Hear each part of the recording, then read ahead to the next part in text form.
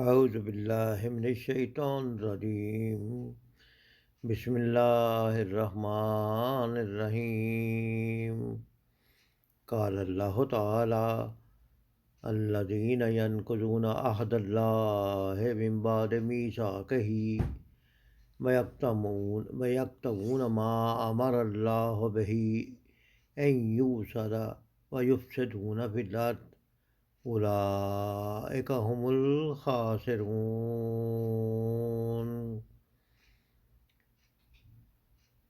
الذین ینقضون عہد اللہ من بعد میثاقہ، اللہ کے عہد کو مضبوط باندھ لینے کے بعد توڑ دیتے ہیں۔ الذین جو لوگ ینقضون توڑتے ہیں عہد اللہ اللہ کے عہد کو، من بعد اس کے بعد میثاقہ پختہ قرار دینا، وہ لوگ جو کہ اللہ کے عہد کو مضبوط باندھ لینے کے بعد توڑ دیتے ہیں۔ یہ کون سا عہد ہے جس کی ان آیات میں ہمیں یاد دہانی کرائی گئی ہے کہ عہد اس قول و قرار کو کہتے ہیں جس کے بعد اس کی پابندی ضروری ہو جاتی ہے، اور اس سے مراد یہ ہے کہ اللہ تعالیٰ کو رب ماننے اور اس کی اطاعت کرنے کا اقرار اور قول و قرار۔ یہ اس واقعے کا ذکر ہے اور جس کی یاد دہانی کرائی گئی ہے، جس کے دوسرے مقام پہ عہد الست کے نام سے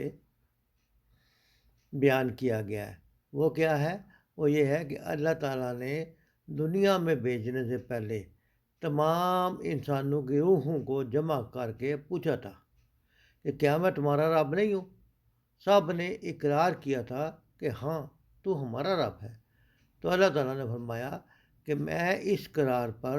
زمین و آسمان کو گواہ کرتا ہوں، اور اس قرار کو یاد دلانے کے لیے اپنے پیغمبر بھیجتا رہوں گا۔ تو اس کا مطلب یہ ہے کہ اللہ تعالیٰ نے تمام روحوں کو پیدا کیا اور ان سے ایک عہد لے لیا۔ اس کے بعد روحیں اپنے پاس رہیں، وہ اپنے وقت پہ وہ روحیں زمین پر آتی رہیں، تو اللہ تعالیٰ نے اسی وقت یہ بات کر دی کہ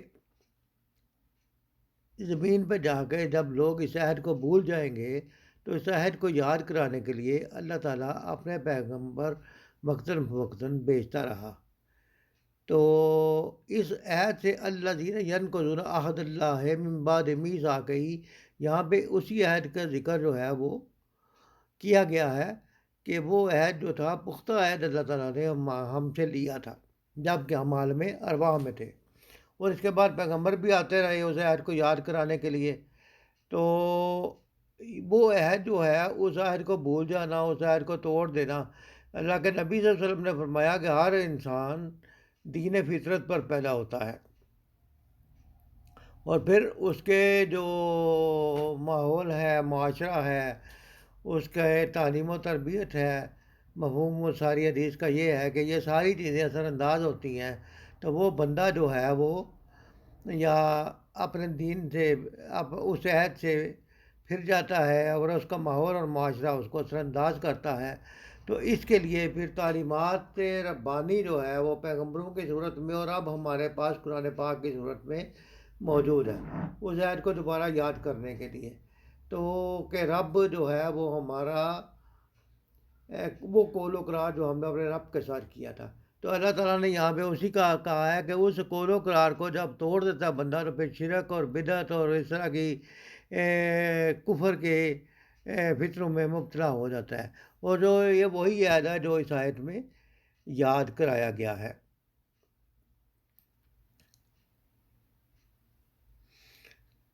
اس سے آگے فرمایا وَيَكْتَمُونَ، اور قطع کرتے ہیں اور کاٹ ڈالتے ہیں،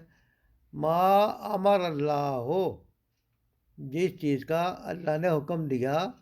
وہی کہ این یوصلا، کہ اسے جوڑے یا وہ اس کو جوڑے رکھے۔ وَيَقْطَعُونَ مَا أَمَرَ اللَّهُ بِهِ أَن يُوصَلَ، اور قطع کرتے ہیں اس چیز کو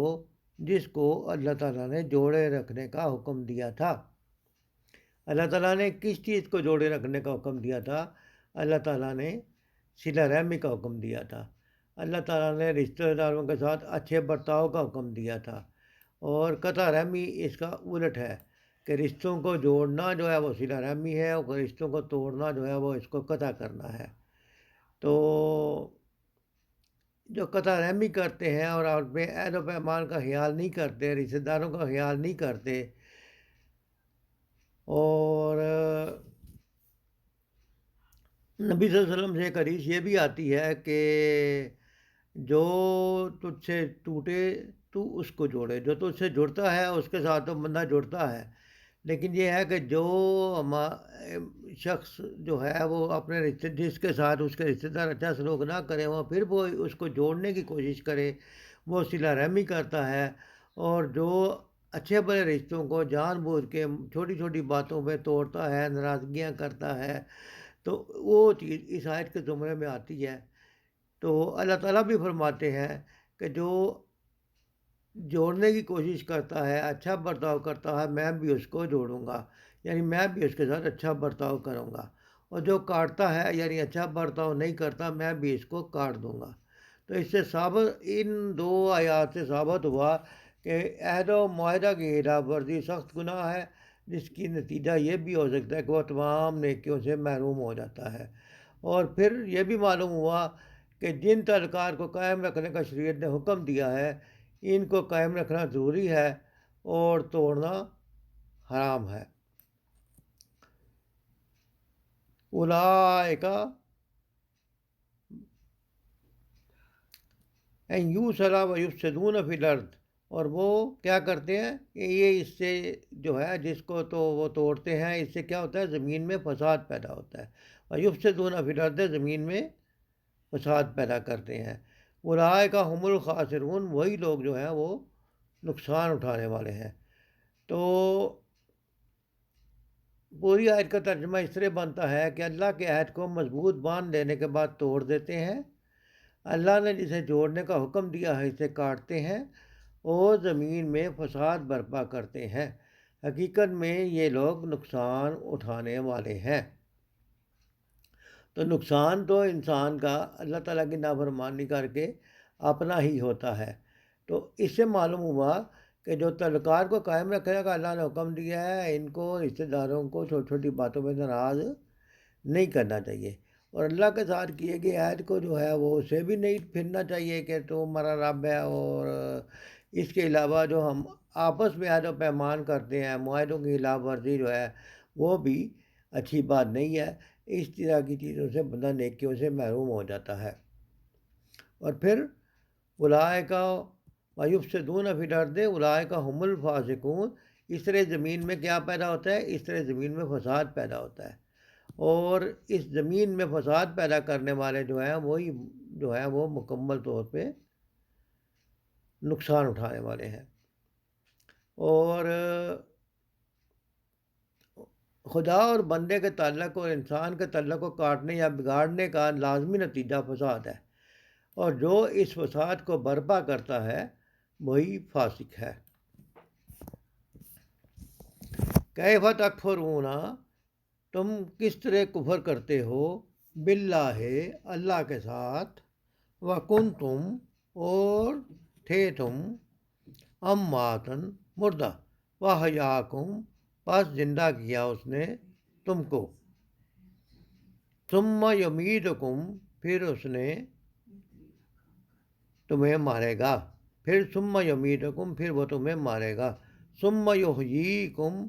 پھر تمہیں جلا اٹھائے گا یا جلائے گا، یعنی اٹھا کھڑا کرے گا، یحییکم، زندہ کرے گا، ثم الیہ ترجعون، اور پھر تم اسی کی طرف لوٹائے جاؤ گے۔ تم اللہ کے ساتھ کفر کا رویہ کیسے اختیار کرتے ہو، حالانکہ تم بے جان تھے؟ اس نے تم کو زندگی عطا کی، پھر وہی تمہاری جان سلب کرے گا، پھر وہی تمہیں دوبارہ زندگی عطا کرے گا، اور پھر اسی کی طرف تمہیں پلٹ کر جانا ہے۔ اس آیت میں ایک پورے سیکوینس کو بیان کر دیا گیا ہے کہ انسان جو ہے وہ پہلے جب اللہ تعالیٰ نے روحوں کو پیدا کیا تو پھر ان روحوں کو ایک وقت تک اپنے پاس رکھا، پھر اللہ تعالیٰ نے انسان کو زندگی دی، پھر زندگی دینے کے بعد پھر ایک موت کا وقت آئے گا، اور پھر قیامت والے دن دوبارہ زندہ کر کے اٹھایا جائے گا، اور پھر یہ ہے کہ اسی کی طرف تم لوٹائے جائے ہوئے، جب اٹھایا جائے گا تو پھر اس اللہ کے سامنے حاضری ہوگی، اللہ کے سامنے پیشی ہوگی، اور دنیا میں کیے گئے وقت کا جواب اور حساب دینا پڑے گا کہ دنیا میں کوئی کام کیسے کیا ہے۔ تو یہ ایک ٹھوس دلائل پر مبنی دعوت اللہ تعالیٰ نے پیش کی ہے، اور جو اس بات کا ثبوت دیتے ہیں کہ اللہ تعالیٰ موجود ہے، وہ قدرتوں والا ہے، وہی پیدا کرنے والا اور اختیار والا ہے۔ اس آیت میں فرمایا کہ تم اللہ کے وجود سے انکار کیسے کر سکتے ہو، یا اس کے ساتھ دوسرے کو عبادت میں شریک کیسے کر سکتے ہو، جب کہ تمہیں عدم سے وجود میں لانے والا ایک وہی ہے۔ اس بات کو مزید واضح طور پہ سمجھنے کے لیے ہم یہ دیکھتے ہیں کہ ایک دوسری جگہ پہ اللہ تعالیٰ نے یہ بھی فرمایا ہے کہ یہ بغیر کسی چیز کے پیدا کیے گئے یا یہ خود پیدا کرنے والے ہیں، انہوں نے زمین و آسمان کو بھی پیدا کیا ہے، ہرگز نہیں، بلکہ یہ بے یقین لوگ ہیں۔ ایک اور جگہ ارشاد ہوتا ہے، حل عطا للانسان حین ظاہر لم یکن شیئا مذکورا، یعنی انسان پر وہ زمانہ بھی آیا ہے جس وقت یہ کوئی قابل ذکر چیز ہی نہ تھا۔ اس طرح قرآن پاک میں اللہ تعالیٰ نے جگہ جگہ پہ ہمیں بتایا ہے کہ تمہیں زندہ کیا، تمہیں موت دے گا، پھر واپس زندہ کرے گا، پھر اللہ کی طرف لوٹائے جاؤ گے، اور اچھا وہاں پہ جا کے اچھے کا اچھا بدلہ ملے گا، برے کا برا بدلہ ملے گا۔ اللہ تعالیٰ نے جنت اور دوزخ ہم اسی لیے بنائی ہے کہ اچھوں کو نیکی کی جزا دے، اور جو برے ہیں ان کو جہنم کی سزا دے، جو کہ اللہ تعالیٰ کا کفر کرتے ہیں۔ تو اس لیے اللہ تعالیٰ سے دعا ہے کہ اللہ تعالیٰ جو ہے وہ ہمیں اپنے عہد پر قائم رہنے کی توفیق عطا فرمائے، اور پھر جن رشتوں ناتوں کو اللہ نے جوڑنے کا حکم دیا ہے ان کو جوڑ کے رکھنے کا ہمیں توفیق عطا فرمائے، اور زمین میں فساد کرنے سے بچائے، اور خسارہ اٹھانے والوں میں سے شامل نہ ہونے دے، خسارہ اٹھانے والوں میں ہم شامل نہ ہوں۔